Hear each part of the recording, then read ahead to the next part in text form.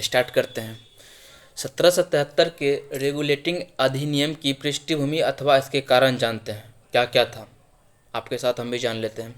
पहला, ब्रिटिश समाज के प्रभावी वर्ग नए व्यापारी कंपनी के एकाधिकार का विरोध कर रहे थे तथा उनका मानना था कि भारत से प्राप्त आर्थिक लाभ में उन्हें भी हिस्सा मिलना चाहिए। ठीक। दूसरा, ब्रिटेन में मुक्त व्यापार के समर्थक कंपनी का एकाधिकार का विरोध कर रहे थे। तीसरा, भारत से लाए गए धन के भारत से लाए गए धन ने ब्रिटिश राजनीतिक जीवन में भ्रष्टाचार को बल प्रदान किया था क्योंकि सांसद की सीटें खरीदी जाने लगी थी। चौथा, तत्कालिक कारण था। 1772 ईस्वी में आर्थिक घाटाओं से परेशान होकर ब्रिटिश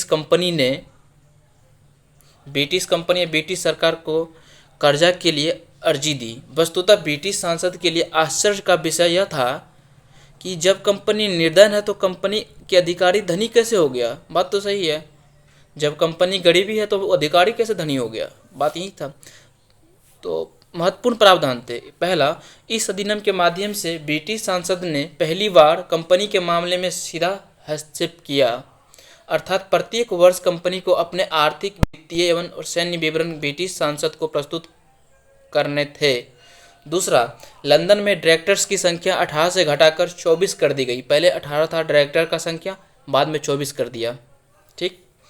तीसरा, बंगाल गवर्नर अब गवर्नर जनरल कहा जाने लगा। कब से? 1772 ईस्वी से। 1772 ईस्वी से गवर्नर जनरल की बंगाल का गवर्नर अब गवर्नर जनरल कहा जाने लगा था तथा उसे मद्रास एवं मुंबई स्थित ब्रिटिश अधिकारियों की अध्यक्षन का भी अधिकार दिया गया। चौथा, गवर्नर जनरल के सहायता के लिए 4 सदस्यीय परिषद का गठन किया गया। किसी मुद्दे पर परिषद के सदस्यों के बीच मतभेद की स्थिति में गवर्नर जनरल निर्णायक मत देने का अधिकार था। पांचवा, इस अधिकार के आधार पर कलकत्ता में एक सुप्रीम कोर्ट की स्थापना हुई। इस कोर्ट की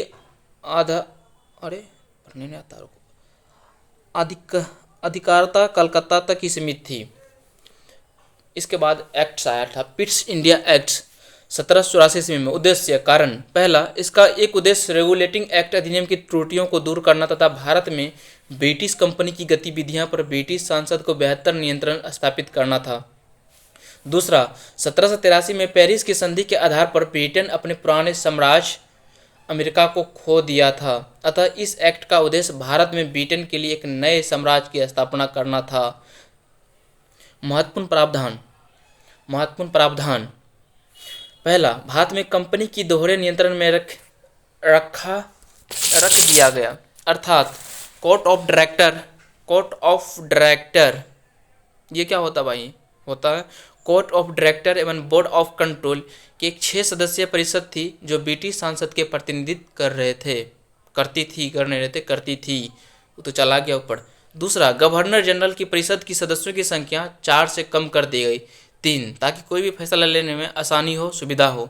4 में 2 तरफ हो जाता था, कोई फैसला सही से होता नहीं था भारत को लूटने के लिए। 3 कर दी गई ताकि अपने काउंसिलिंग के समांतर गवर्नर जनरल की स्थिति अधिक मजबूत हो। तीसरा, मद्रास और बम्बई स्थित ब्रिटिश क्षेत्रों को बंगाल के अधीक्षण में लाया गया। युद्ध, कूटनीतिक एवं वित्तीय मामले में क्षेत्रीय गवर्नर पर गवर्नर जनरल की सर्वोच्चता स्थापित की गई। महत्व जान लेते हैं। पिट्स इंडिया एक्ट ने बोर्ड ऑफ कंट्रोल के माध्यम से कंपनी की गतिविधियों पर वास्तविक नियंत्रण स्थापित किया। दूसरा, एक दृष्टि से बोर्ड ऑफ कंट्रोल 1858 ईस्वी में भारत के सचिव के पद पर पुरोगामी बन गया। मद्रास तथा बम्बई के मामले में बंगाल की आधिकारिकता की अधिक स्पष्ट हुई। बस यही था 1773 के रेगुलेटिंग अधिनियम की पृष्ठभूमि अथवा इसके कारण। लगा आपको नहीं आता, पढ़ने पढ़ दिए, खत्म।